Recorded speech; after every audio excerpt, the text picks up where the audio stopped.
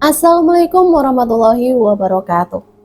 Salam sehat untuk kita semua. Semoga kita semua selalu mendapat lindungan Allah Subhanahu wa Ta'ala ya. Diberikan nikmat sehat walafiat serta dimudahkan segala urusannya. Amin ya Rabbal Alamin. Kesempatan kali ini Mimin akan membagikan satu cerita misteri. Sang Abdi. Seperti apa ceritanya? Mari kita mulai.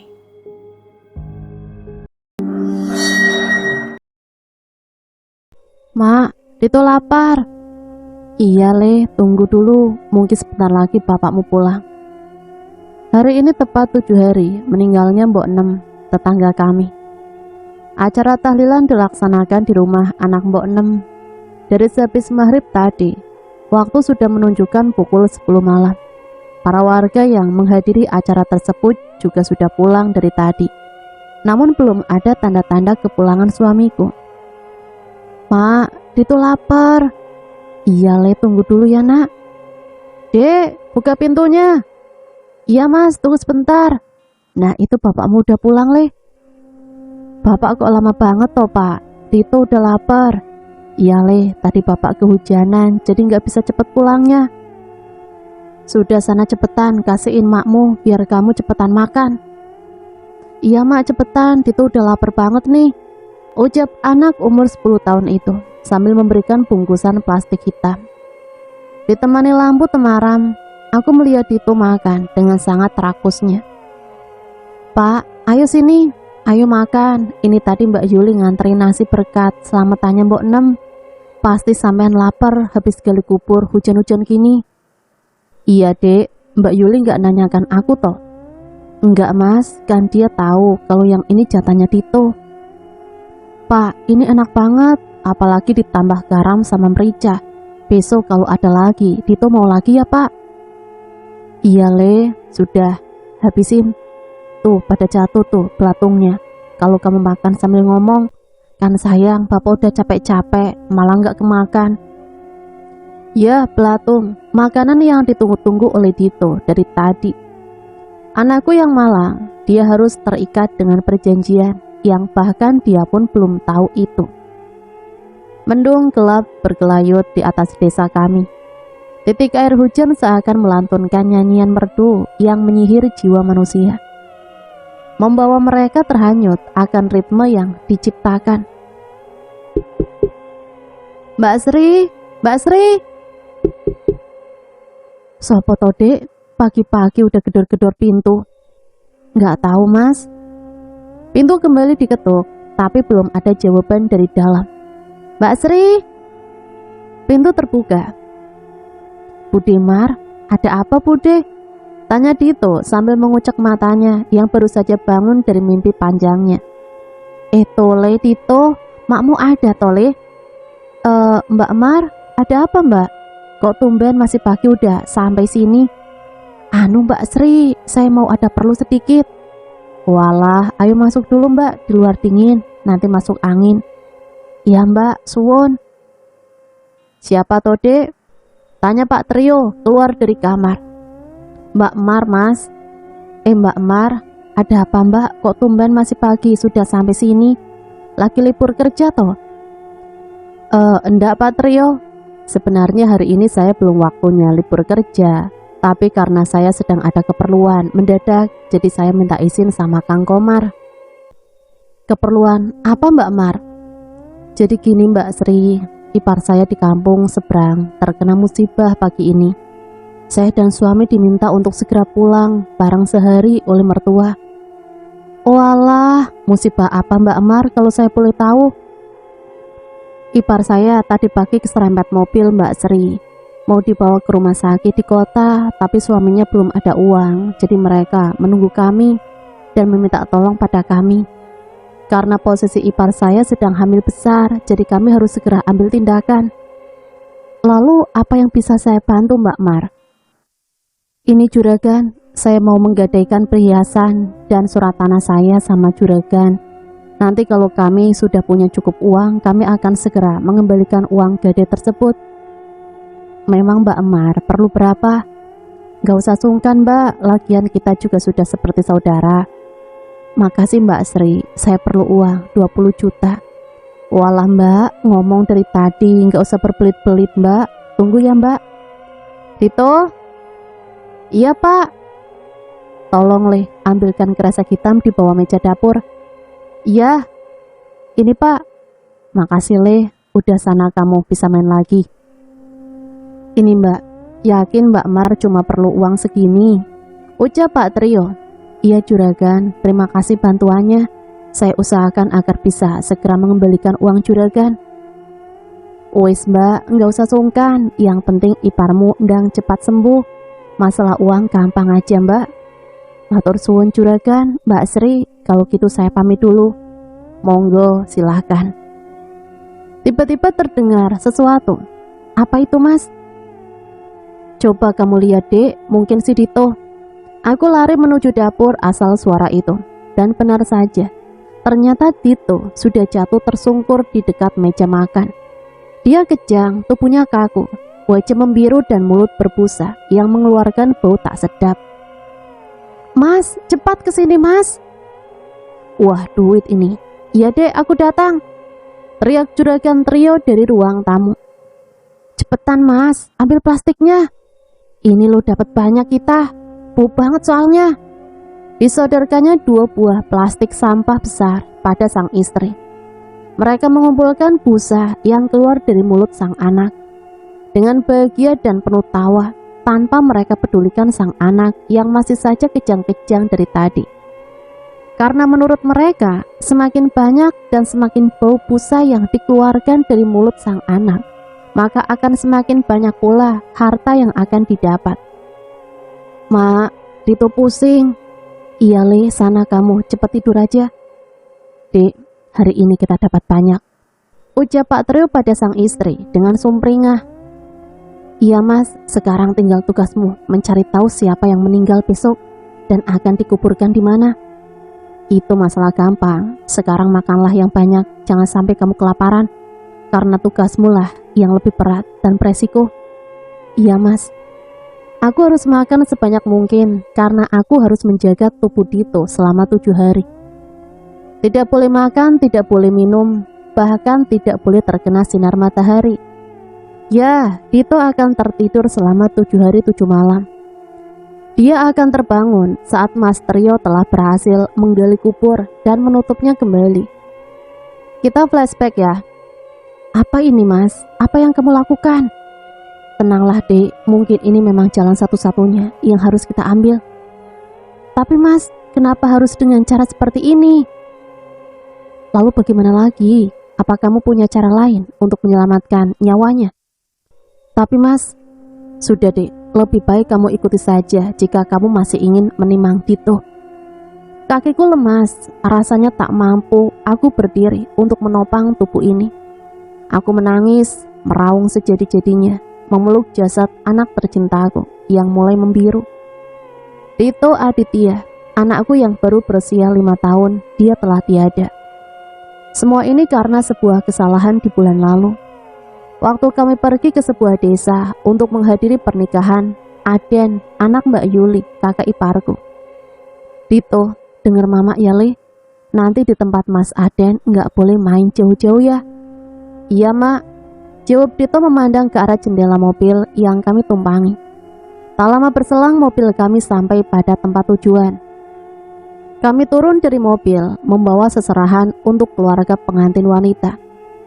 Kami larut dalam kebahagiaan Aden yang akhirnya bisa mempersunting Cynthia, gadis cantik anak seorang lurah yang kaya raya. Yang kudengar dari selentingan warga yang duduk di sebelahku, kalau lurah ini memiliki hampir seluruh tanah yang ada di kampung ini. Selain kaya dan tampan, ternyata mertua Aden ini sangat dermawan. Tahu nggak sih, katanya Pak Lurah itu duda loh, ujar Mbak Ratmi. Ah masa sih mbak? Iya Rin, istrinya meninggal pas setelah pelantikan waktu dia terpilih dulu. Wah fantastik sekali, sudah tampan, baik, duren, kaya lagi. Tak bisa dipungkiri, meski usianya tak muda lagi, tapi ketampanan dan gagahnya tidak kalah dari artis Korea. Aku sangat terpesona melihatnya. Anakmu mana, Sri? Gak tahu Mbak Yuli, mungkin sama bapaknya.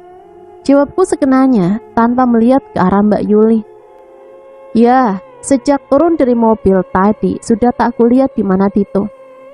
Jangan ceroboh, Sri. Itu bapaknya Dito lagi duduk sama masmu dan gak ada Dito di sana. Ah, masa Mbak? Jawabku tanpa melihatnya. Sri, matamu itu loh, lihat laki-laki kok sampai kayak gitu. Sadar, he. Dikoncangnya badanku hingga gelagapan. Astagfirullah. Maaf Mbak. Aku yang mulai sadar kalau anakku tidak ada, mulai bingung. Kudatangi suamiku yang sedang asik menghisap rokok Sampurna kretek kegemarannya. Mas, mana Tole? Lah, yang gak tahu toh, Dik. Lah tadi Dito kan sama kamu toh. Enggak Mas, sejak turun dari mobil tadi Dito sudah enggak sama aku. Kamu ini gimana toh, Dek? Yo wes, ayo kita cari dulu. Lama kami mencari berputar sekitar rumah, halaman, bahkan di sekitar sungai dan pematang sawah. Tapi tak kudapati keberadaan Dito. Hingga sebuah teriakan kami dengar dari dalam rumah sang lurah. Suara yang tak asing di telingaku. Itu Dito, suara Dito. Ya, aku yakin sekali. Mak, tolong Mak. Dia lari tergopoh sambil memegang bagian perutnya. Kulihat bajunya compang-camping, wajahnya penuh darah segar. Apa yang terjadi? Kenapa anakku? Mak, teriak Dito dengan suara sendu. Dito, kulihat anakku merangkak tanpa bisa berdiri lagi. Duh Gusti Dito. Aku berlari tanpa mempedulikan orang di sekitarku. Kurengku tubuh kecil Dito yang telah bersimbah darah. Kugendong tubuhnya, membawanya ke dalam mobil tanpa mempedulikan Mas Trio yang masih saja mematung di tempatnya berdiri. Kang Karso, cepat Kang, ayo bawa anakku ke puskesmas. Teriakku pada kakak iparku itu. Kang Karso berlari dan segera mengemudikan mobil itu menuju puskesmas di kampung seberang. Kamu itu kenapa, Le? Tanyaku dengan air mata yang berlinang. Mak, Dito takut, Mak. Ucapnya, tangannya erat menggenggam lengan bajuku. Udah Sri, jangan kamu ajak ngobrol dulu anakmu. Ujar Kang Karso padaku. Uwe. Duh Gusti Le, kamu kenapa? Kang cepet Kang, Dito muntah darah Kang. Perintahku pada Kang Karso. Ada yang gak beres ini Sri? Jawabnya setelah melihat keadaan Dito. Ku genggam tangan anakku, ku bersihkan mulutnya yang penuh darah hitam dan berbau busuk. Tunggu, apa ini? Belatung. Aku berteriak, menangis dan meraung sejadi-jadinya, hingga membuat Kang Karso kaget dan menghentikan mobilnya. Kamu kenapa Sri? Tanya Kang Karso sedikit terkejut mendengar teriakanku. Kang, Dito Kang, dia muntah darah yang sangat bau dan mengeluarkan belatung dari mulutnya Kang. Aku berteriak seperti orang gila. Aku begitu takut melihat keadaan anakku ini. Ini sudah gak benar Sri. Aku saranin kita pergi ke tempatnya Pak Tomo saja. Ucap Kang Karso setelah menghentikan mobilnya dan melihat keadaan anakku. Terserah sampean aja Kang, yang penting Dito gak kayak gini lagi. Kang Karso menginjak pedal gasnya menuju rumah dukun terkenal di kampung itu. Tak berapa lama kami memasuki pekarangan yang dipenuhi dengan tanaman bambu di kanan kirinya. Mungkin akan sangat menyeramkan jika ke tempat ini saat malam gelap. Sepi karena rumah beliau berada di ujung kampung. Kita sampai Sri, sini biar ku gendong anakmu. Ucapnya sembari mengangkat Dito dari pangkuanku. Lagi dan lagi, Dito memuntahkan darah yang kurasa warnanya semakin menghitam dan bau, serta belatung yang terus saja keluar tiada habisnya dari mulutnya. Aku yang tak sanggup melihat itu hampir saja tersungkur ke tanah kalau Mas Trio tidak menangkap tubuhku. Mas, ucapku kebingungan karena suamiku yang tiba-tiba sudah berada di belakangku. Iya Dik, tadi aku mengikutimu dari belakang dengan Ari. Ar, tolong antar istriku pulang ke rumah. Aku takut justru nanti dia kenapa-napa. Sambung Mas Trio. Iya Kang. Tapi Mas, aku mau menemani Dito. Sudah Dek, biar Dito, aku yang urus. Sebaiknya kamu pulang dan segera ganti pakaianmu. Tapi Mas, tolong Dek, sebaiknya kamu pulang. Aku masuk mobil di Papa Kang Trio. Pamit dulu Kang, ucap Ari dari kursi kemudi. Iya Ri, hati-hati ya, nitip istriku.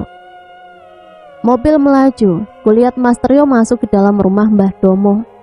Di tengah perjalanan tiba-tiba Ari mengatakan sesuatu yang mengejutkanku. Anakmu nggak bakal selamat. Anak bodoh mengganggu rumahku, memporak-porandakan sesajiku. Mati, mati, mati. Ucapnya penuh amarah. Dia mencekiku, membenturkan kepalaku pada pintu mobil. Ari, apa yang kamu lakukan? Teriakku mencoba melawannya dengan kekuatan yang kumiliki. Mobil menabrak pohon. Kulihat Ari menyeringai, menatapku. Aku keluar dari mobil itu, berlari dan terus berlari. Sesekali kulihat ke belakang, masih saja Ari mengejarku, membawa batu besar di tangannya. Aku yakin dia bukan Ari yang aku kenal. Aku yakin dia sedang kerasukan. Tapi apa? Kenapa? Makhluk apa? Seketika aku terjungkal. Dengan cepat Ari menangkapku. Dia hendak melayangkan batu itu ke kepalaku. Seketika aku berteriak. Di tempat terpisah, kenapa anak ini? Tanya Mbah Darmo. Dia muntah darah kental Mbah dan mengeluarkan banyak belatung. Terang Kang Karso. Kenapa bisa? Kalian dari desa Bangun Asri? Tanya Mbah Domo seakan tahu apa penyebab dari semua kejadian ini. Iya Mbah, tadi kami menghadiri. Belum sempat Kang Karso menjelaskan. Kalian dari rumah lurah itu bukan? Tanya Mbah Domo. Iya Mbah, bagaimana Mbah bisa tahu? Tanya Kang Karso sedikit kebingungan. Celaka, mana ibu dari anak ini? Tanya Mbah Domo dengan mata melotot. Dia diantar pulang teman saya Mbah. Jelas Mas Trio saat masuk ke dalam rumah. Bodoh, susul dia sekarang juga. Kalau kau ingin nyawa mereka selamat. Teriak Mbah Domo. Maksud Mbah? Jangan banyak tanya. Cepat sebelum terlambat. Biar anak ini aku yang tangani. Segera mungkin bawa istrimu kemari sebelum matahari tenggelam. Kalau tidak, aku tidak akan bisa menyelamatkan mereka. Perintah Mbah Domo. Iya Mbah, ayo Kang, kita cari Sri. Tolong. Bocah cengoh. Bodoh. Mati. Mati. Hanya itu kata-kata yang diucapkan Ari dari tadi. Tawanya menggema, memecah kesunyian hutan jati ini. Dia masih saja mengejarku. Batu besar di genggamannya siap memecahkan kepalaku kapan saja. Tolong, siapa saja kumohon tolong aku. Teriakku sekencang mungkin, meski aku ragu apa ada orang di hutan ini. Aku terjungkal, kaki ini menabrak akar jati. Lemas rasanya kaki ini tak mampu berdiri. Dengan sisa kekuatan yang aku miliki, aku merangkak menjauhi Ari yang semakin dekat denganku. Tolong, mati Kuendok. Dia menangkapku, menindih badanku. Mati, mati. Kamu dan anakmu akan jadi budakku. Ari, sadar Ari, ini Mbak Sri. Kulihat matanya hitam, bau mulut yang menyengat disertai tetesan air liur yang berbau busuk. Gigi bertaringnya, kuku panjangnya, serta seringnya yang membuatku merinding melihatnya. Makhluk apa kamu? Kenapa kamu mencelakaiku? Anakmu sudah merusak rumahku.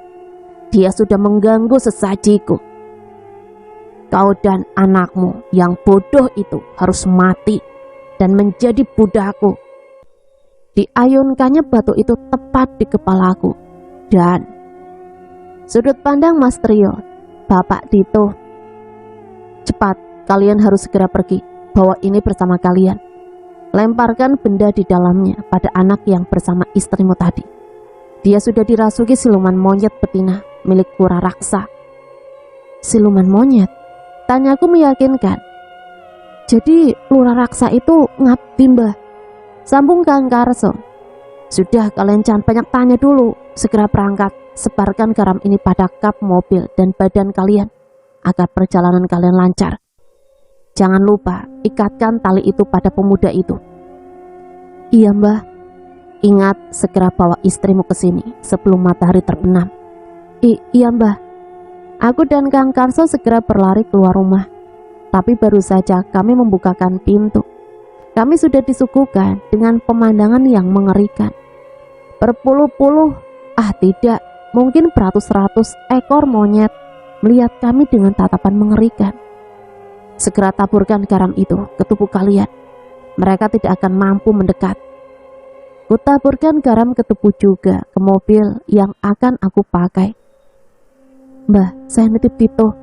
Sudah, tidak usah kau khawatir. Anakmu aman di sini. Bergegaslah, istrimu dalam bahaya. Dia ada di kebun jati sebelah utara. Cepat. Kami segera bergegas mencari keberadaan hutan jati yang dimaksud Mbah Domo. Tak lama berselang kami menemukan mobil yang dikendarai Ari dan Sri tadi. Itu mobilnya, Tri. Iya, Kang. Cepat, Kang. Kami turun dan melihat ke dalam mobil yang ringsek bagian depannya. Astaga, Kang. Mobilnya ringsek begini. Bagaimana keadaan istriku, Kang? Air mataku tak sanggup kubendung. Pikiranku kacau. Sekarang bukan waktunya merutuki nasib, Tri. Ayo sekarang cari istrimu, ucap Kang Karso membuatku tersadar. Kang, ini topi yang dipakai Ari tadi. Cepat, Tri, sepertinya mereka tidak jauh dari sini. Lama kami mencari, akhirnya. Tolong! Kang, sebelah sana, Kang. Itu suara Sri, Kang. Ayo. Kami berlari menuju sumber suara, dan benar saja. Kulihat Ari menindih tubuh istriku. Dia duduk di atas perut Sri sambil mengayunkan batu besar yang dipegangnya. Mati kowe, Nduk. Bruk. Tubuh Ari tersungkur ke tanah. Cepat, Ri. Cepat bungkusannya. Kubuka bungkusan yang ternyata berisi batu kerikil tadi. Kulempar ke tubuh Ari. Seketika tubuhnya mengejang hebat disertai teriakan yang membuat telinga kami berdengung. Kang, cepat diikat, Kang. Dengan cekatan Kang Karso mengikat tubuh Ari dengan benang habit pemberian Mbah Domo tadi. Kamu yakin benang ini berguna? Itu yang dikatakan Mbah Domo tadi, Kang. Entahlah, semoga saja, Kang. Ucapku. Kupandang istriku yang sangat terguncang karena kejadian tadi. Luka cakar di pipi dan perutnya menganga dan mengeluarkan darah segar. Dek, dia menangis memelukku lalu tak sadarkan diri. Astaga, Dek, Dek. Kugoncangkan tubuhnya, tapi tak ada respon. Kang, Sri, Kang. Cepat angkat dan bawa istrimu ke mobil. Kita harus segera sampai ke rumah Mbah Domo secepatnya. Lihat itu, matahari sudah hampir kembali ke peraduannya. Ku angkat tubuh istriku dengan penuh air mata dan ketakutan yang teramat sangat. Kang, kenapa diseret? Ari kan ringan, Kang. Ringan gundulmu kui. Coba angkat kalau kamu kuat. Astaga, ternyata benar apa kata Kang Karso. Tubuh Ari terasa 10 kali lipat beratnya dari berat badan normalnya. Gimana? Kuat? Ampun, Kang, ini gak wajar banget. Udah, ayo kita coba angkat dan masukkan ke dalam mobil. Dengan sisa tenaga yang kami miliki, akhirnya kami berhasil juga. Kami langsung menuju rumah Mbah Domo. Di perjalanan masih kupandangi tubuh istriku yang penuh luka ini. Maafkan aku, Dek, aku gak bisa jagain kalian berdua, batinku. Tak berselang lama kami masuk ke pekarangan Mbah Domo. Dari kejauhan kulihat pula lurah raksa berdiri memperhatikan kami. Ingin rasanya ku datangi orang itu dan menggorok lehernya. Jangan kau hiraukan dia, cepat masuk, waktunya hampir habis, ucap Mbah Domo seakan tahu niat di hatiku. Domo, kenapa kamu selalu mengganggu kesenanganku? Ucap Ari dari dalam mobil. Diam kau siluman, keluar dari raga anak itu. Dia akan menjadi milikku, Domo. Bagaimana dengan Ari, Mbah? Bawa masuk istrimu, Tak usah kau pedulikan siluman itu. Dia hanya ingin mengulur waktu kita. Kuangkat tubuh Sri, kubaringkan dia tepat di sebelah Dito. Domo, lepaskan aku. Manusia terkutuk. Masih ku dengar suara Ari berteriak dari luar, tapi Mbah Domo seakan tak peduli akan keadaannya. Apapun yang kau dengar, tidak usah kau pedulikan anak itu. Dia tidak akan kenapa-napa. Iya Mbah. Ritual dimulai, beragam bunga dan dupa disiapkan. Mulut Mbah Domo komat kamit membaca mantra yang tak ku tahu apa maknanya. Lama ritual berlangsung, dengan sabar aku mendampingi Sri dan juga Dito. Pikiranku juga masih tertuju pada Ari. Bagaimana keadaan anak itu? Tanpa sengaja, aku justru menyeretnya dalam permasalahan ini. Kang Trimo, tolong aku Kang, sakit Kang. Tolong lepaskan benang ini Kang. Tolong. Astaga, dia Ari, dia sudah sadar. Aku berlari keluar rumah, mendekati tubuh Ari yang terikat benang di dalam mobil. Kang, tolong Kang, ini sakit Kang. Tolong lepaskan aku. Pintanya memelas. Astaga Ari, kamu sudah sadar? Iya Kang, ini aku. Tolong Kang. Tak tega melihatnya, segera aku buka benang yang mengikat tubuhnya. Kenapa aku di sini Kang? Tanya Ari kebingungan. Nanti aku ceritakan Ar. Segera aku lepaskan ikatan tali yang melilit tubuh Ari. Sudah lepas Ar, ayo kita masuk. Kulihat wajah Ari yang tadinya terlihat memelas, kini berubah menyeramkan. Dia menyeringai, menatapku, dan dasar manusia bodoh, mudah sekali diperdaya. Kelakarnya sembari menatapku tajam. Dek, sial, dia menipuku. Umpatku dalam hati. Seketika aku berteriak karena tanganku dicakar olehnya, dan ia berlalu pergi meninggalkanku yang meringis menahan sakit. Dia berayun dari dahan ke dahan dan berhenti tepat di sebelah lurah raksa. Sambil menahan rasa sakit, aku berlari, berniat menangkap Ari dan mengikat kembali tubuhnya. Namun dengan cekatan Mbah Domo berlari dari dalam rumah dan menahan langkahku. Mau kemana kamu? Jangan gegabah, tak usah kau kejar mereka, ucap Mbah Domo pada aku. Tapi Mbah, bagaimana dengan Ari? Tanyaku kebingungan. Ini semua karena kecerobohanmu Tri. Bukannya sudah kuperingatkan, apapun yang kau dengar dan kau lihat tidak usah kau pedulikan. Tapi kau justru tak mendengarkanku, ucapnya sedikit membentak. Tapi itu tadi Ari Mbah, dia meminta tolong padaku.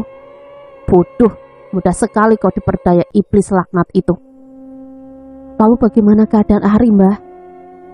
Aku hanya berharap dia akan baik-baik saja. Apa maksudmu Mbah? Akan sulit menolongnya jika dia sudah berada dalam kendali makhluk terkutuk itu. Apa Mbah tidak bisa menolongnya Mbah?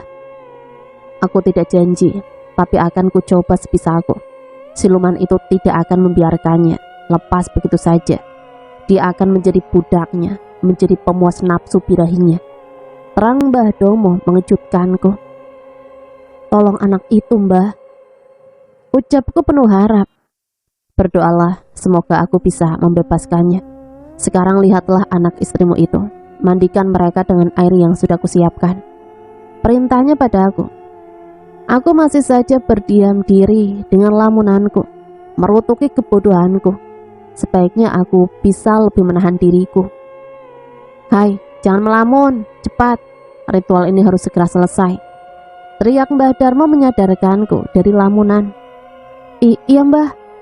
Dengan terbata ku jawab dan segera masuk ke dalam rumah dukun ini. Mbah, tolong Mbah, teriakku sekencang mungkin. Mbah Domo lari ke dalam rumah dengan tergopoh. Apalagi? Tanyanya dengan nada sedikit kesal. Dito Mbah, Dito hilang, dan itu Mbah, Kang Karso, dia. Tak sanggup lagi kulanjutkan ucapanku. Lidahku keluh, kakiku lemah seketika.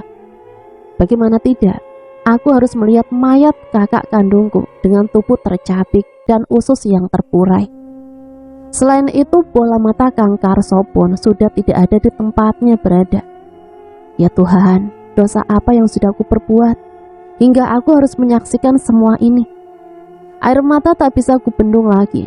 Langit pun seakan ikut serta menyenandungkan lantunan lagu pengiring kesedihanku ini. Iblis laknat, terkutuk kau raksa. Lihat, ini semua akibat dari kecerobohanmu. Kakakmu harus mati tak wajar, dan anakmu, dia sudah dibawa kabur oleh lurah sialan itu, ucap Mbah Domo. Raksa, akan kubalas semua perbuatanmu, umpatku penuh amarah. Ku dengar hembusan nafas berat Mbah Domo. Sekarang tetaplah di sini, segera mandikan istrimu, jaga dia, jangan sampai kecerobohanmu kau ulang lagi, perintahnya pada aku. Baik Mbah. Kulihat Mbah Domo menuliskan sesuatu di secari kertas. Disodorkannya kertas itu pada aku. Segera mandikan istrimu, ganti pakaiannya dengan baju yang kusiapkan. Lantunkan kidung ini di dekatnya. Jangan berhenti sebelum aku kembali. Ingat itu. Dan satu lagi, apapun yang kau lihat dan kau dengar, jangan sampai kamu berhenti bersenandung. Ingat, jangan ceroboh jika kau masih ingin berkumpul bersama anak istrimu. Di sini aku hanya membantumu. Berhasil tidaknya, semua itu tergantung padamu. Kamu paham? Iya Mbah, aku janji kali ini aku tidak akan ceroboh lagi. Cepat lakukan tugasmu, aku akan mencari keberadaan anakmu, ucap Mbah Domo sambil berlalu pergi. Segera aku kerjakan tugasku, memandikan istriku dengan penuh kehati-hatian. Karena luka yang dideritanya begitu lebar menganga. Kubersihkan darah kering yang menempel di kulit putih istriku ini. Kusiramkan air bunga ini dengan perlahan, dan ajaibnya semua luka itu hilang seketika. Aku tersenyum melihatnya. Segera aku ganti baju istriku ini dan kubaringkan tubuhnya di dipan milik dukun sakti ini. Perlahan kubuka kertas pemberian Mbah Domo dan kusenandungkan kidung ini. Ketika aku sedang bersenandung, terdengar suara sesuatu. Siapa itu? Apa itu Mbah Domo? Batinku. Kulirik ke sekitar, lirih ku dengar suara seseorang memanggilku. Trio. Tak ku hiraukan panggilan itu. Masih saja ku senandungkan kidung ini tanpa henti sesuai perintah Mbah Domo. Tri. Lagi ku dengar dengan samar panggilan itu. Kurasa ada yang menyentuh pundakku saat ini. Trio, ini aku kakangmu. Kang Karso, batinku. Tak ku pedulikan apa yang ku dengar. Masih saja ku senandungkan kidung ini penuh hikmat. Aku tidak boleh ceroboh kali ini. Aku akan tetap fokus menjalankan perintah Mbah Domo. Tri, mana mataku Tri? Kenapa aku tidak bisa melihatmu Tri? Dan perutku, kenapa perutku begitu sakit Tri? Ucapnya menyerupai Kang Karso. Kang Karso, maafkan kebodohanku ini Kang, ucapku dalam hati. Di tempat terpisah, sudut pandang Mbah Domo. Aku harus bergegas mencari keberadaan anak itu. Aku tidak mau kejadian 10 tahun lalu terulang kembali. Semoga kali ini Trio bisa mengerjakan tugasnya dengan benar. 10 tahun yang lalu, tawariang terdengar dari sebuah rumah kecil di pinggiran kampung nan asri ini. Domo, sudah lama sekali kita tidak berjumpa. Apa kabarmu, sahabatku? Ucap Raksa bahagia. Aku sangat baik. Benar, sudah sangat lama kita tidak bertemu Raksa. Ya, Raksa Kusuma, lurah laknat itu dulu adalah sahabat karibku. Kau terlalu betah berlama-lama tinggal di kota sampai kau melupakan sahabatmu yang orang kampung ini, ucap Raksa. Mau bagaimana lagi Sa? Anak istriku belum tentu bisa makan jika aku tidak merantau ke kota. Jawabku merendah. Ah, kau saja yang terlalu berlebihan. Buktinya aku masih tetap hidup meski hanya tinggal di kampung, ucapnya sambil membakar sebatang rokok di tangannya. Lah kamu kan sultan, bahkan hampir seluruh tanah di kampung ini adalah milik keluargamu, ucapku menimpali. Ini yang aku suka darimu Domo. Kau selalu bisa membuatku tertawa. Jawabnya sambil tertawa dengan penuh kesombongan. Ya, temanku satu ini sangat haus akan pujian. Dia selalu menyombongkan apa yang ia miliki. Namun tetap saja, aku selalu senang berteman dengannya. Sekarang kamu semakin sukses ya, Sa. Rumahmu juga sangat besar dan bagus. Oh ya, di mana istrimu, Rosmalah? Sejak tadi aku belum melihatnya. Tanyaku dan membuat tawa raksa seketika berhenti. Dia sudah tiada dong. Dia meninggal setahun lalu. Ucapnya dengan tatapan kosong. Astaga, maafkan aku, Sa. Aku tidak bermaksud membuatmu bersedih. Ucapku sedikit menyesal. Aku tidak apa-apa dong. Oh ya, apa kabar anak istrimu? Kenapa tak kau bawa mereka bersamamu? Tanyanya, wajahnya yang tadi muram berubah seketika menjadi ceria kembali. Oh, mereka pergi menemui mertuaku. Katanya sudah kangen. Oh ya dong, apa 3 hari lagi kau bisa ke sini? Tolong bantu aku siap-siap. Persiapan apa? Mau ada acara suronan di kampung ini dong. Rencana akan ada pementasan wayang di depan rumahku. Apa kau bisa membantuku? Dengan senang hatilah akan kubawa anak istriku melihat pementasan wayang itu. Pasti Tegar akan sangat senang. Jawabku sambil tersenyum membayangkan kebahagiaan anakku. Kami berbincang panjang lebar, bercerita tentang kisah hidup masing-masing. Tak terasa senja mulai menyapa. Aku undur diri dari rumah Raksa dan berjanji akan membantunya 3 hari lagi. Sampai di rumah tak aku dapati keberadaan anak dan istriku. Ah, mungkin masih di rumah emak, pikirku. Bapak, ah itu mereka. Iya nak, tunggu sebentar. Kubukakan pintu untuk mereka. Mas, sudah pulang dari tadi ya? Enggak kok dek, mas juga baru saja sampai. Oh ya dek, 3 hari lagi akan ada pagelaran wayang di kampung seberang. Ayo kita lihat. Wayang, bolehkah Tegar ikut pak? Ucap Tegar dengan bergelayut di tangannya. Tentu boleh, jawabku sambil tersenyum dan memegang kepalanya. Kalian berdua saja ya mas, aku nggak ikut. Capek mas, lagian nggak enak, nanti di sana aku nggak bisa rebahan. Ucap istriku, dia memang sedang hamil besar. Ya sudah kalau gitu, nanti kamu di rumah emak aja deh. Hari berlalu terasa sangat cepat. Tak terasa malam pagelaran wayang pun tiba. Aku yang sudah berada di rumah Raksa dari sore tadi tak melihat keberadaan lurah muda sahabatku itu. Entah di mana dia berada. Pak, kapan wayangnya dimulai? Tanya Tegar yang terlihat tak sabar. Tunggu ya Le, sebentar lagi. Kalau begitu bolehkah Tegar main dulu sama teman-teman? Iya, tapi jangan jauh-jauh ya nak. Iya pak, nggak akan jauh kok. Jawab Tegar sambil berlari. Kulihat anakku berlarian bersama teman barunya. Heh, malah ngelamun kamu. Tegur Raksa mengagetkanku. Enggak kok, itu loh aku lihat Tegar. Jawabku sambil menunjuk ke arah putraku itu. Sudah besar dia. Dari mana saja kamu, kok baru nongol? Tanyaku tanpa mengalihkan pandanganku pada Tegar. Habis ada tamu dong, gak enak kalau ditinggal. Aku hanya manggut-manggut mendengarkan ucapannya. Tak berselang lama pagelaran wayang dimulai. Suasana ramai dan gembira terpancar dari wajah para bapak-bapak yang menyaksikan pagelaran ini. Aku begitu tersihir akan kepiawaian sang dalang dalam memainkan benda pipi itu. Hingga aku melupakan anakku. Malam semakin larut, tapi tak kunjung kudapati putraku itu. Kemana dia? Mau kemana dong? Tanya Raksa saat melihatku berdiri. Mau cari Tegar dulu, entah kemana dia. Yowes, ndang dicari dulu. Aku berputar melihat dan mencari keberadaan anakku itu. Sampai akhirnya aku bertemu dengan salah satu anak yang kulihat tadi ikut bermain dengannya. Le, lihat Tegar enggak? Tanyaku pada anak yang sedang duduk bersama ibunya. Tadi dia lari masuk ke dalam rumah Pak Lurah. Jawabnya polos sambil menunjuk ke arah rumah besar Raksa. Terima kasih Le. Aku berlari masuk ke dalam rumah Raksa tanpa permisi. Ku cari anak itu dan Akan kumarahi jika sudah menemukannya.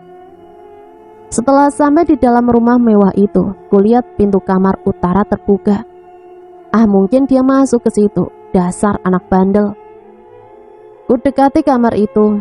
Ku buka pintu perlahan. Setelah pintu terbuka, alangkah terkejutnya aku. "Pak, tolong Pak!"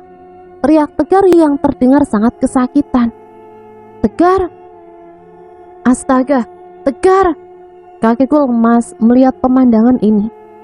Tegar anakku, badannya bersimbah darah dan juga luka cakar di sekujur tubuhnya. "Bapak!" teriaknya. Ku dekati tubuh anakku. Seketika bau anyir menusuk ke dalam lubang hidungku. Kulihat Tegar memuntahkan sesuatu. Itu darah. Ya, darah kental, hitam, dan bau. Ku angkat anakku. Ku baringkan badannya di pangkuanku. "Kamu kenapa, Le? Apa yang terjadi padamu?" tanyaku sesegukan. Dia tak mampu berkata lagi. Dia hanya mengangkat tangan kecilnya dan menunjuk sesuatu. Ku angkat wajahku dan melihat apa gerangan yang ada di atas kami. Dan betapa terkejutnya aku saat melihat makhluk yang bergelantungan di atas kepalaku. Makhluk berbulu dan bertaring panjang itu menyeringai ke arah kami.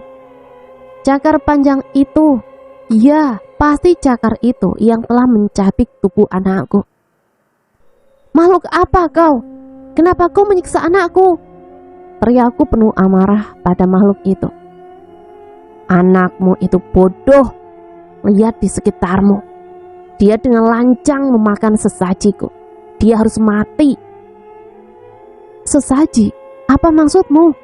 Kenapa di sini ada sesaji untukmu? Apakah raksa?"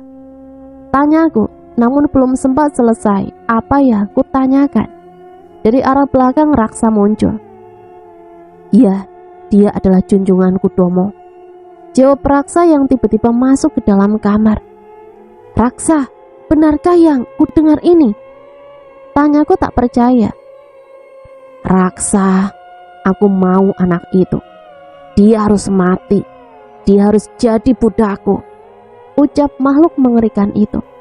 "Siap Nyai, maafkan aku karena sudah kecolongan," jelas raksa sambil bersimpuh. "Tidak apa, asal kau bisa menyerahkan anak itu padaku, semua akan baik-baik saja," ucap makhluk laknat itu, kemudian menghilang.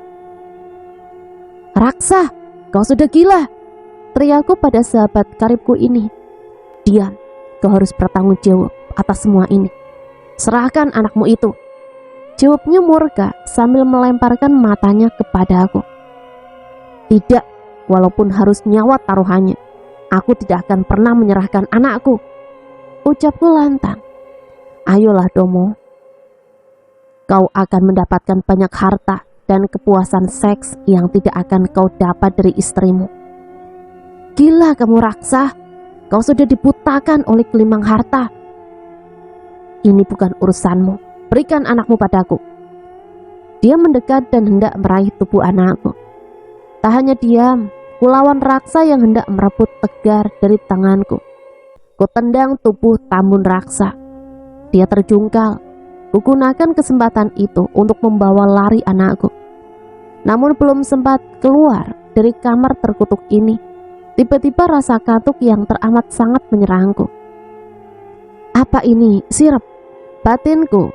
Dan benar saja, saat aku melihat ke arah raksa, dia sedang merapalkan sebuah mantra. Entahlah apalagi yang terjadi setelah ini. "Tegar! Pak, Mas Domo sudah sadar, Pak." Suara itu, iya, aku kenal suara itu. Itu suara Rumi. "Tapi apa yang dilakukannya di sini?" "Dom, kamu sudah sadar?" tanya Pak Siwo. "Loh Pak, kenapa sampean di sini?" Pak, tolong Tegar Pak," jawabku panik. "Minumlah dulu Dom." Disodorkannya segelas air putih padaku. "Pak, aku di mana?" tanyaku kebingungan.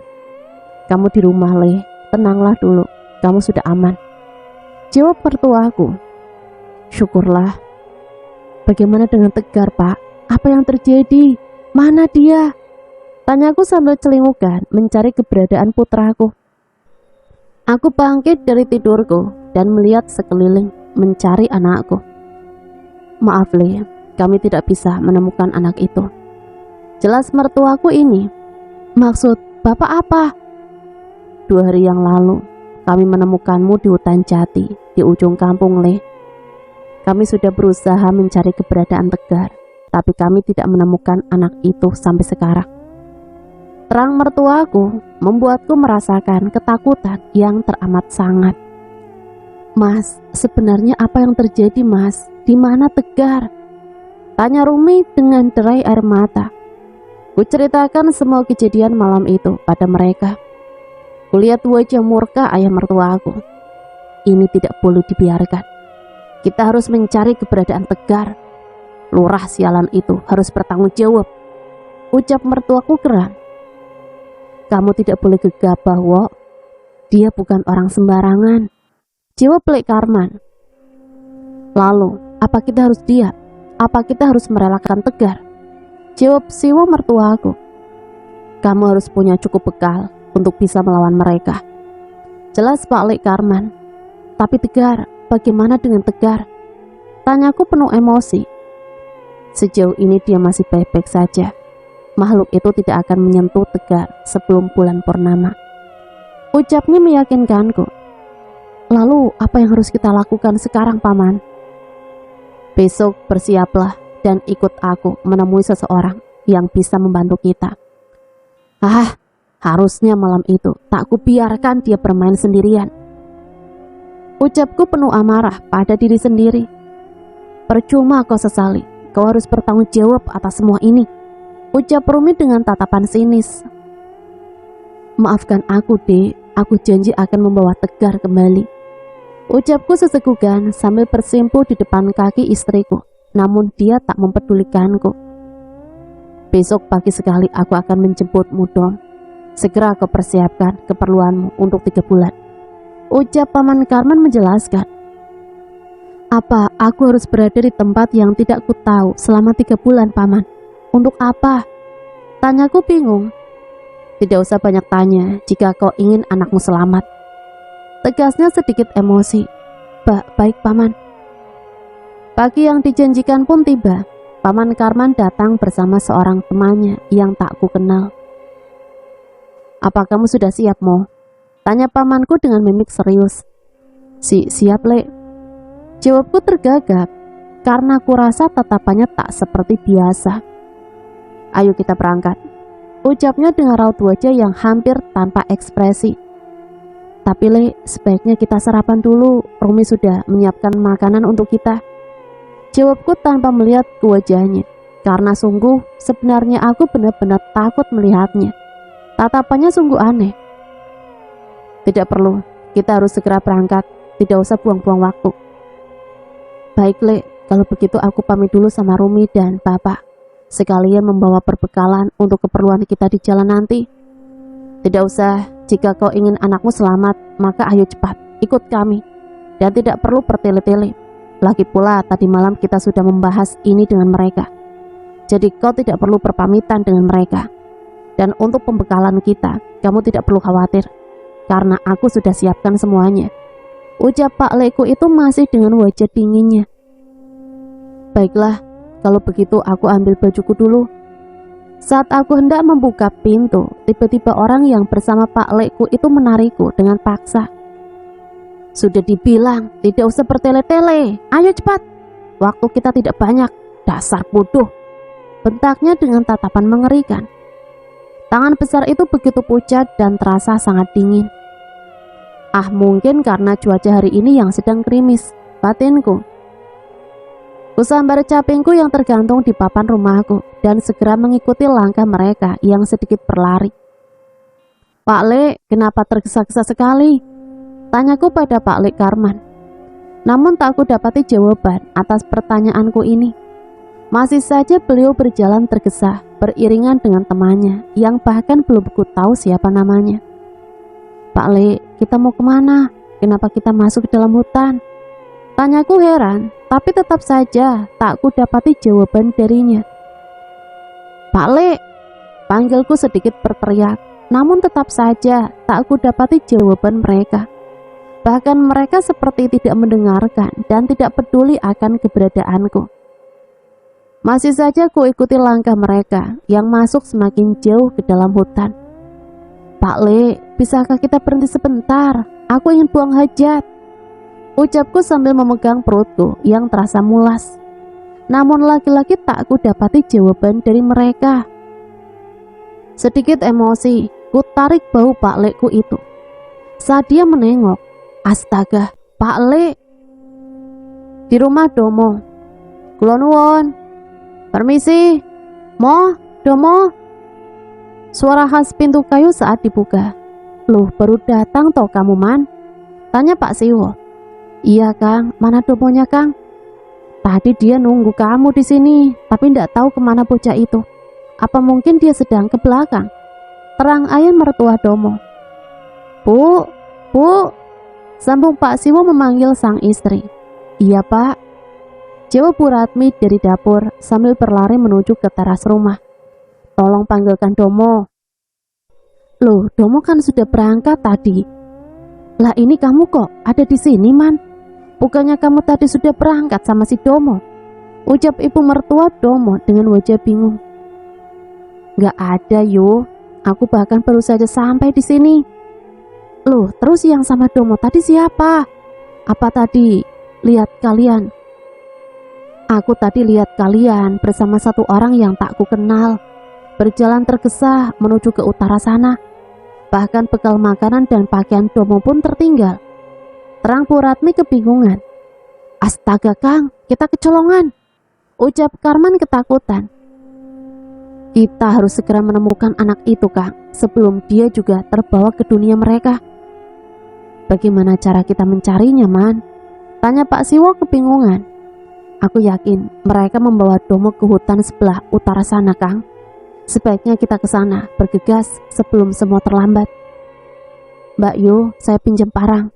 Selain itu tolong ambilkan kami segenggam garam dan bawang merah. Dengan sigap Mbok Ratmi menyiapkan apa yang diminta adiknya itu. Iya Le, hati-hati di jalan ya, ucap Mbok Ratmi kepada suami dan adiknya. Kami berangkat dulu Puni, doakan kami semoga belum terlambat. Iya Pak, hati-hati. Berangkat dulu ya Mbak Yu, tolong jangan kasih tahu Rumi tentang kejadian ini, pinta Lek Karman pada sang kakak. Mereka berjalan dengan tergesa menuju hutan yang dimaksud. Di tengah perjalanan Lek Karman menebas pohon bambu kuning sebanyak 2 batang untuk mereka berdua. Tak berselang lama mereka akhirnya sampai di pinggiran hutan yang rimbun. Pohon asem Jawa yang besar dan kokoh berdiri di depan mereka. Angin yang berembus menggoyangkan daun-daunnya seakan memberi salam pada 2 manusia di hadapannya. Permisi Mbah, cucumu ini ada sedikit urusan di dalam. Tolong jangan ganggu kami. Ucap Lek Karman entah pada siapa dia berbicara. Bunyi decitan pohon yang saling bergesekan karena ditiup angin seakan menjawab salam yang diucapkan pamanku. Dengan sigap mereka berdua masuk ke dalam hutan. Mata dan telinga mereka awas pada sekeliling, mencari keberadaan Domo. Lama mereka berjalan masuk ke dalam hutan ini, tapi belum juga mereka menemukan keberadaannya. Tiba-tiba samar mereka mendengar sesuatu. Pak Le, bisakah kita berhenti sebentar? Aku ingin buang hajat. Kang, itu suara Domo, ucap Karman dengan wajah tegang. Iya Man, suaranya dari sebelah sana. Ayo kita cari. Astaga, Pak Le, teriakan Domo terdengar. Itu dia Kang, ayo cepat, teriak Lek Karman sambil berlari. Lari Domo, lari, teriak Pak Siwo pada sang menantu dengan panik. Domo menoleh ke arah suara tersebut. Dilihatnya Lek Karman dan Pak Siwo sedang berlari ke arahnya, membawa sebatang bambu kuning di tangan mereka. Siapa mereka? Apa benar mereka Lek Karman dan Bapak? Ucap Domo membatin. Siapa kalian? Tanyanya ketakutan. Ini Bapak Le, cepat lari. Lihat apa yang ada di dekatmu itu. Cepat Le, kemari, teriak Pak Siwo. Domo menoleh ke arah dua orang yang membawanya tadi. Dan astaga, betapa terkejutnya dia melihat apa yang terjadi pada mereka.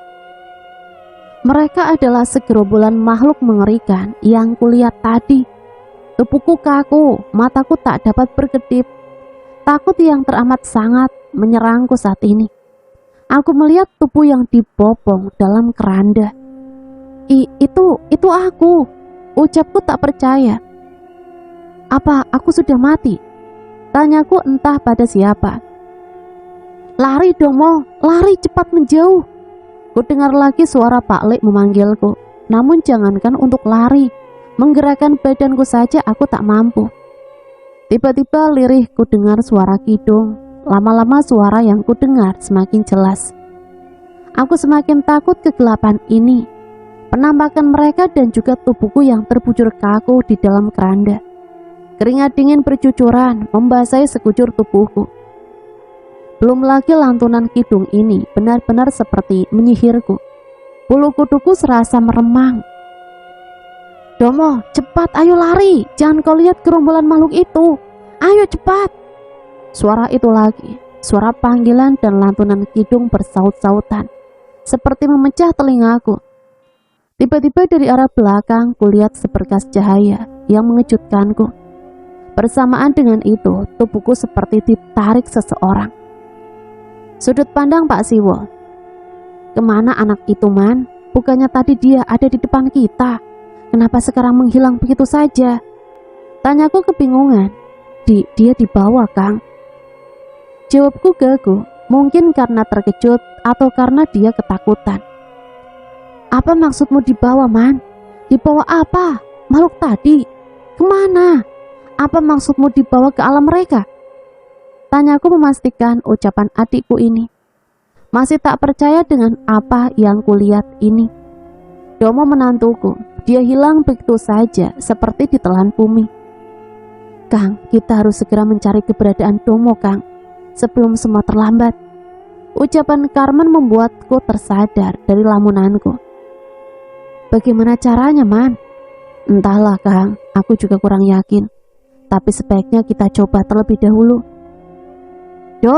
Domo, teriakku memanggil menantuku itu, berharap dia akan mendengar dan menjawab panggilanku ini. Namun hening, tak ada suara yang kudengar. Kulihat Carmen hanya diam sedari tadi. Man, jangan diam saja kamu. Bantu aku lah, kita panggil dia. Kamu ini mau nyariin orang kok malah diam aja. Kapan ketemunya? Ucapku penuh amarah padanya. Namun dia masih saja dengan kebisuannya. Tolong diamlah dulu, Kang. Sedikit pelankan suara Akang. Ucapnya sambil menatapku. Bodoh kamu. Aku manggil teriak-teriak saja dia nggak dengar. Apalagi kalau enggak. Mikir, Man, mikir. Ucapku sambil menunjuk ke arah kepalanya. Kulihat raut wajahnya seketika memerah, menahan amarah. Ku dengar dia menghembuskan nafas beratnya. Aku yakin sekali dia sedang menahan amarah. Tolong, Kang, dengarkan aku kali ini saja. Tak aku hiraukan ucapannya. Aku masih saja memanggil nama Domo sambil berteriak sekeras mungkin di hutan ini. Tiba-tiba terdengar suara dari arah semak sebelah kananku. Suara daun kering terinjak. Itu dia, itu pasti Domo. Ucapku lirih sambil berjalan mendekati arah suara tersebut. Tunggu, Kang, aku tidak yakin kalau itu Domo. Apa maksudmu? Itu pasti Domo. Kalau kamu takut, diam saja di sini, biar aku yang memastikan. Ucapku kesal sambil melepaskan tangannya. Kang! Teriak Carmen tertahan. Tak aku hiraukan ucapannya. Aku tetap berjalan ke arah suara itu. Domo, ini Bapak, keluarlah Dom. Namun tiba-tiba, astaga, suara apa itu? Tanyaku dalam hati. Lari, Kang, lari! Ucap Carmen ketakutan. Aku masih diam di tempat. Tak aku dengarkan teriakannya itu. Cih, dasar penakut. Suara itu seperti ada yang berlari. Tapi apa? Tiba-tiba Carmen lari ke arahku, menarik tubuhku hingga aku harus mengimbangi larinya. Kamu ini kenapa sih, Man? Tanyaku sambil berlari masih dengan emosi. Babi hutan, Kang. ucapnya. Dan benar saja, saat aku melihat ke belakang, babi besar dengan taring dan memiliki ukuran tubuh sama seperti seekor sapi sedang mengejar kami. Aku berteriak sambil melepaskan pegangan Karman di tanganku dan berlari sekuat tenaga. Aku masih berlari sekuat tenagaku saat menengok ke belakang. Kulihat babi itu masih saja mengejarku. Namun Karman, dia justru sudah duduk bersila di balik pohon trambesi. Namun tidak lama dia berdiri dan berteriak ke arahku. "Belok Kang, belok!" "Kenapa harus belok?" jawabku masih sambil berlari. "Jangan banyak tanya Kang, belok saja." Aku mencoba mengatur nafasku sambil duduk di balik batu itu. Belum hilang lelahku setelah berlarian di hutan ini. Sekarang aku justru dikejutkan dengan pemandangan di depanku. Astaga, apa ini?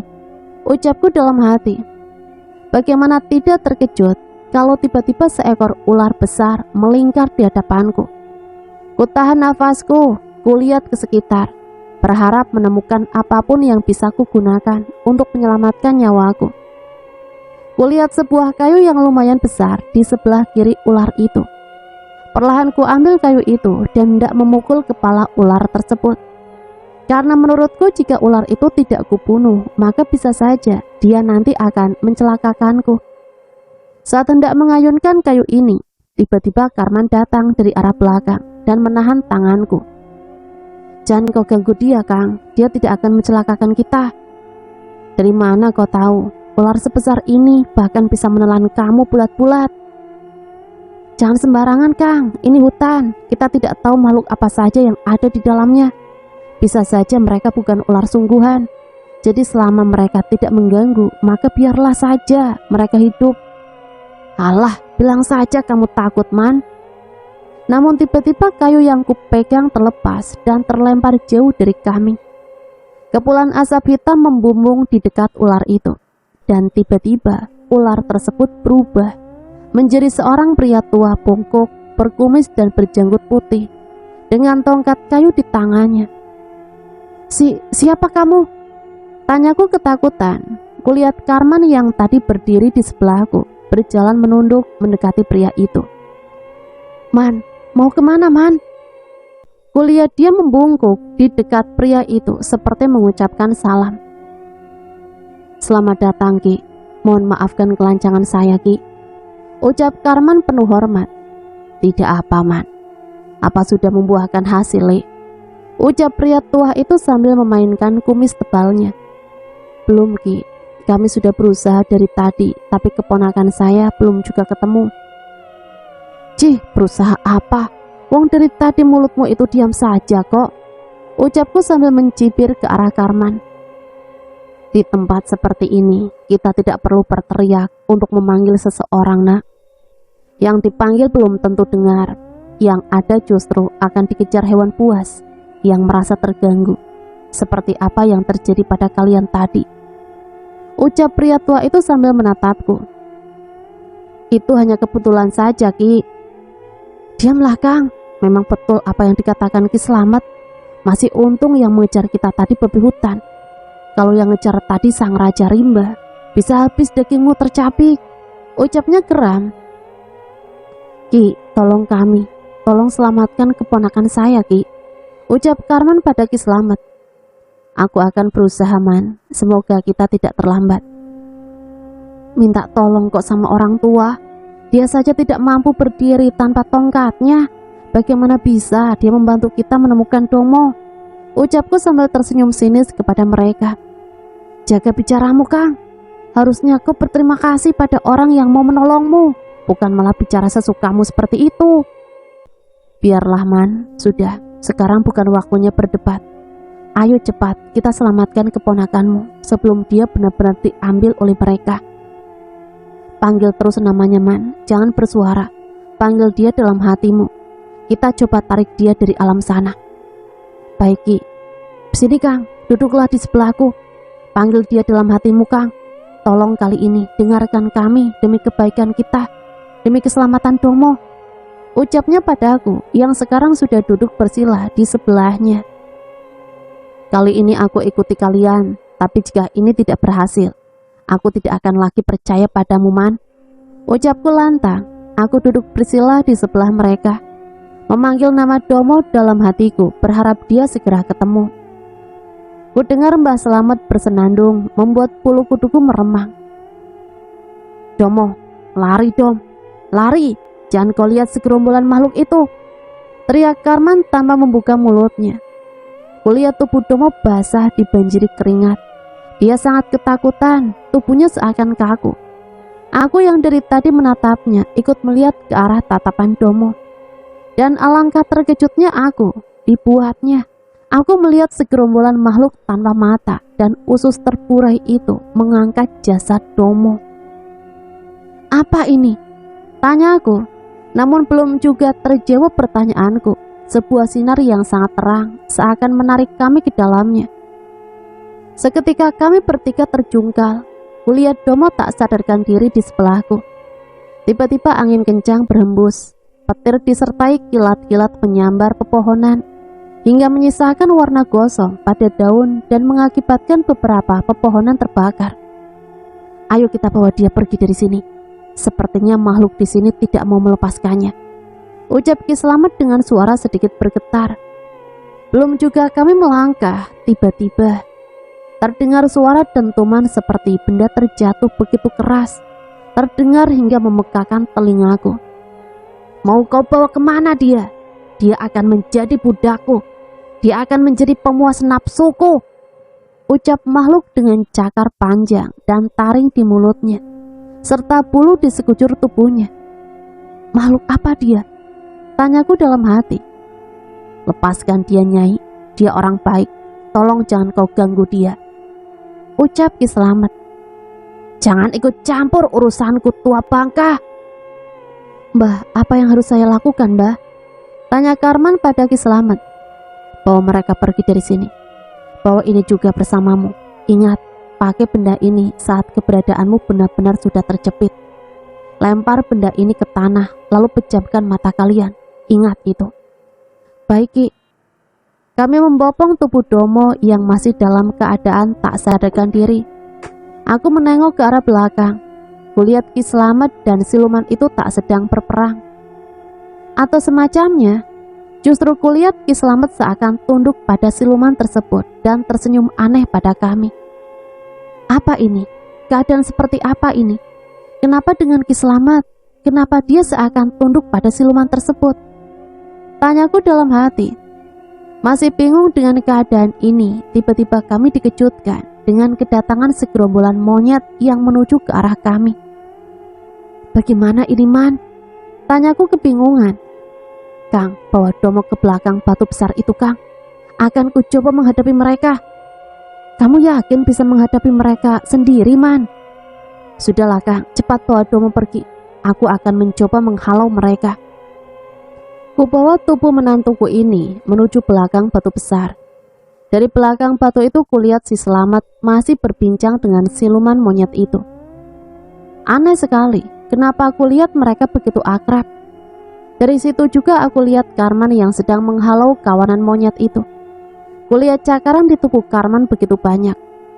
Kang, aku sudah gak sanggup, Kang. Mereka terlalu banyak. Sepertinya sudah saatnya kita pakai ini, Kang. Kamu yakin, Man? Tutup mata, Kang, ucapnya. Kuanggukan kepalaku dan menutup mataku. Menurut ucapannya, meski sebenarnya masih ada keraguan di hati kecilku pada Slamet. Siap, Kang? Iya. Sudah, Kang, bukalah matamu, ucapnya sambil menggoyangkan badanku. Saat membuka mata, ternyata aku sudah tidak berada dalam hutan itu. Di mana ini? Ini di rumah Ki Slamet, Kang. Kita sudah selamat. Lukamu? Tanyaku pada Karman karena kulihat begitu banyak luka bekas cakaran di tubuhnya. Dia akan segera sembuh. Kau tak perlu khawatir tentang luka itu, jawab Ki Slamet yang tiba-tiba muncul dari belakangku. Sekarang tinggalkan keponakanmu bersamaku. Aku akan memulihkan tenaganya. Dia akan kembali 3 bulan lagi. Jemputlah dia 1 minggu sebelum bulan purnama. Sekarang kalian pulanglah dulu. Jalan lurus saja ke arah selatan. Kalian akan bertemu jalan utama.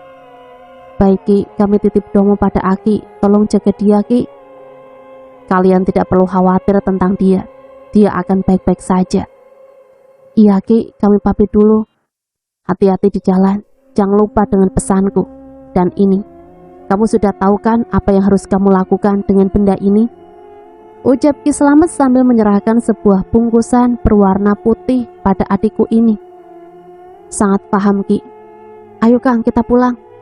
Tapi Domo, sudah Kang, tidak usah khawatir.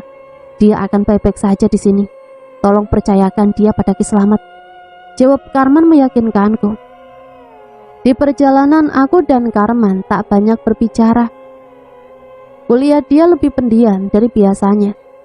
Man, kenapa aku merasa aneh dengan gelagat Ki Slamet ya Man? Ucapku memecah kebisuan di perjalanan ini. Apa maksud Kakang? Setelah semua yang dilakukan Ki Slamet pada kita tadi, Kakang masih saja mencurigainya. Ucap Karman dengan melototkan matanya. Kenapa sekarang sikapnya begitu aneh? Ucapku dalam hati. Kita sudah sampai Kang. Ucap Karman mengejutkanku dari lamunanku. Kulihat kami sudah berada di pinggiran jalan besar. Padahal rasanya kaki baru berjalan beberapa langkah saja. Kenapa tiba-tiba kami sudah berada di sini? Padahal tadi waktu di gubuk Ki Slamet, aku hanya melihat pepohonan dan rumah warga yang berjejer tanpa penghuni. Kang, ayo naik. Ucap Karman mengagetkanku. Kulihat dia sudah berada di atas sebuah delman. Aku naik ke atas delman dan duduk di sebelah Karman. Kita di mana Man? Tanyaku masih dengan kebingungan. Kamu itu gimana Towo? Masa sama kamu sendiri kok lupa tuh gimana? Jawab sang kusir sambil mengemudikan delmannya. Loh Kang Marno, aku masih bingung dengan keadaan ini. Dan saat kuliah di sekitar, benar saja ternyata aku sudah berada di desaku. Dan sebentar lagi kami sampai di rumah kami. Tak berselang lama kami sudah berada di pelataran rumahku. Kulihat anak dan istriku berada di depan rumah menyambut kedatangan kami. Pak, mana Mas Domo? Mana Tegar Pak? Tanya Rumi padaku dengan air mata yang berderai. Tenang Rum, tenang dulu. Anak dan suamimu baik-baik saja. Tunggulah dulu Nduk, mereka akan segera kembali padamu. Jawab Karman meyakinkan. Pak Le, tolong selamatkan Tegar dan Mas Domo Pak Le, tolong. Kulihat Rumi menangis dan memohon. Kulihat dia begitu terpukul akan keadaan ini. Kulihat Rumi masih saja terjaga, berjalan ke sana kemari di dalam rumah. Kamu kok belum tidur, Nduk? Bagaimana Rumi bisa tidur, Pak? Sedang di luar sana Tegar dan Mas Domo tidak diketahui bagaimana keadaannya. Jawabnya dengan sedikit terisak. Sudahlah Nduk, percayakan mereka pada Yang Kuasa. Toh Pak Lekmu juga sudah bilang kan akan membantu kita. Jadi sekarang sebaiknya kamu tidur saja Nduk. Yakin saja kalau mereka pasti selamat. Ucapku meyakinkannya, meski sebenarnya dalam hatiku pun ragu akan ucapanku ini. Tapi Pak, Rumi merasa nggak yakin dengan jalan yang kita tempuh ini. Rumi merasa akan ada hal besar yang akan terjadi pada keluarga kita, Pak. Jawabnya masih dengan derai air mata. Kasihan dia, dalam keadaan hamil seperti ini, dia harus menghadapi cobaan hidup yang begitu menyakitkan. Keesokan harinya, kulihat Rumi sedang duduk di kursi yang berada di depan rumah ini. Wajah sedihnya begitu ketara. Dari arah belakang ku dengar langkah kaki istriku yang membawa segelas teh hangat untukku. Bune, apa anak kita sudah makan? Belum Pak, dari kemarin ibu sudah coba merayunya, tapi dia tetap saja tidak mau menyentuh nasinya. Coba kalau bapak yang suruh, mungkin dia bisa nurut. Kan anak itu selalu dengerin bapak. Jelas istriku ini dengan raut wajah khawatir. Ku tarik nafas panjang. Bapak coba ya Bu, semoga dia mau nurut kalau sama bapak. Jawabku sembari menyeruput teh hangat pemberian istriku ini dan bangkit dari dudukku, mendekati Rumi yang masih terduduk diam, menerawang entah kemana. Nduk, ku pegang bau anakku ini dan kulihat dia sedikit terkejut. Bapak, kamu gak makan Nduk? kata ibumu sudah 2 hari ini kamu tidak makan. Rumi belum lapar, Pak. Nanti kalau Rumi sudah lapar, Rumi ambil sendiri di dapur. Jawabnya dengan menggenang air mata yang masih tersisa. Kulihat mata merah dan sembab itu seakan menjelaskan kalau dia tidak pernah istirahat selama 2 hari ini. Makanlah, Nduk. Jika bukan untukmu, setidaknya kau harus makan untuk jabang bayi yang ada di dalam perutmu itu, Nduk. Dia juga harus makan. Kasihan dia jika harus ikut berpuasa dan merasakan kesedihan yang mendalam dari ibunya. Jelasku mencoba merayunya, berharap dia mau mendengarkanku. Iya, Nduk, benar apa kata bapakmu itu. Makanlah, Nduk, kasihan anak di kandunganmu itu. Ucap istriku sembari menyodorkan nampan berisi sepiring nasi dengan lauk pauk dan juga segelas teh hangat untuk Rumi. Dia menerima nampan pemberian ibunya dan meletakkan di sebelahnya duduk. Dia mengambil segelas teh hangat dan meminumnya hingga tandas. Kurasa sebenarnya dia pun merasakan haus dan juga lapar. Tapi mungkin dia memilih untuk menahannya. Kulihat dia mengambil sepiring nasi berlauk tempe dan oseng kangkung kesukaannya. Suapan demi suapan dimasukkannya ke dalam mulut. Kutinggalkan Rumi yang sedang asik dengan nasi di tangannya. Pak, Rumi udah mau makan, tanya istriku yang berjalan mendekatiku sambil menyincingkan kain jarik yang dipakainya. Sudah, Bune, bahkan bapak lihat dia sangat lahap memakannya. Wah, ini pasti karena air tadi. Air apa, Bune? Tanyaku sedikit kebingungan sambil menyeruput teh hangat yang ada di atas meja. Air yang dikasih sama Karman, Pak. Loh, Karman dari sini toh. Kapan? Sekarang di mana dia, Bu? Iya, tadi dia kesini, Pak. Dia bilang kita disuruh minum air ini biar kita semua selamat. Terutama si Rumi, dia harus minum air ini agar dia mau makan lagi dan sedikit melupakan kesedihannya. Gitu kata si Karman. Jelas istriku sambil memperlihatkan sebuah botol berisi air padaku. Tadi dia lewat pintu belakang, Pak. Sekarang dia sudah balik lagi lewat kebun belakang sana. Dia bilang mau ke sawah, makanya gak sempet nemuin sampean sama si Rumi. Dia kayaknya lagi buru-buru banget, Pak. Ya sudah, Bu, Bapak tak nyusul Karman dulu ke sawah. Ada yang mau Bapak omongin sama dia. Tolong kamu temani Rumi, biar dia ada teman ngobrol, biar dia nggak ngelamun aja. Ucapku sambil berdiri dan berlalu meninggalkannya. Hati-hati, Pak, teriaknya dari dalam dapur. Aku harus bergegas menemui Karman. Akan kuutarakan sedikit keraguan di hatiku akan sosok Ki Slamet yang menurutku tak wajar. Aku berjalan sedikit berlari. Jika baru saja Karman ke rumahku, mungkin dia juga belum jauh. Dan benar saja, baru sekitar 5 menit aku berjalan. Kulihat Karman di depanku. Saat aku hendak memanggilnya, kulihat dia sedang bersama seseorang. Ki Slamet, kenapa dia ada di sini? Bukannya seharusnya dia berada bersama Domo di rumahnya? Tanyaku dalam hati. Aku melihat ada gelagat aneh pada mereka. Kuputuskan untuk tidak bergabung dan mencoba mendengarkan percakapan mereka dari balik pohon randu yang tak jauh dari tempat mereka berdiri. Sudah kau pastikan mereka meminumnya, Man? Tanya Ki Slamet. Sudah, Ki, aku melihat sendiri Rumi meminum air itu hingga tandas. Dan kedua kakakku itu, aku yakin mereka pasti meminum air tersebut. Bagus kalau begitu, aku harap rencana kita akan berhasil, Man, supaya kita tidak mengecewakan mereka. Apakah kita akan mendapatkan apa yang dijanjikan, Ki? Tanya Karman antusias. Jangan khawatir tentang itu, Man. Kita pasti akan mendapatkan semuanya. Bahkan bisa lebih dari yang dijanjikan jika rencana kali ini berhasil. Jawab Ki Slamet sambil tersenyum bahagia. Lalu bagaimana dengan Domo, Ki? Kamu tidak perlu mencemaskannya. Dia sudah kuurus. Dia tidak akan bisa keluar dari tempat itu, Man. Jawab Ki Slamet dengan tawa yang menggelegar. Apa maksud mereka? Apa mereka berniat mencelakai keluargaku?